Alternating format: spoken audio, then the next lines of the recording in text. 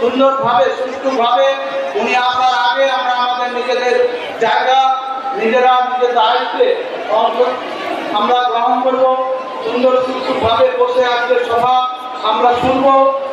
মোদীর যে বার্তা আমাদের এই ঝাড়গ্রাম লোকসভা কেন্দ্রের প্রার্থী সম্মানীয় ডক্টর প্রণব টুডু মহাশয়ের সমর্থনে যে সভা, সেই সভাকে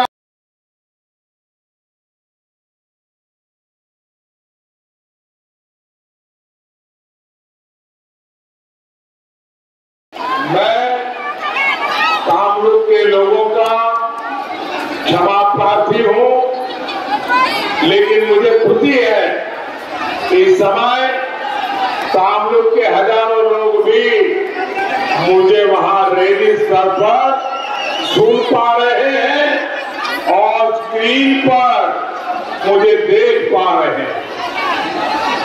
साथियों, आज 5वें चरण का मतदान लगभग पूरा होने पर बंगाल में टीएमसी और पूरे देश में इंडी गठबंधन ये पहले स्पष्ट थे। 5वें चरण में ये परास्त हो चुके हैं और 4 जून को ये समाप्त होते दिखाई देंगे।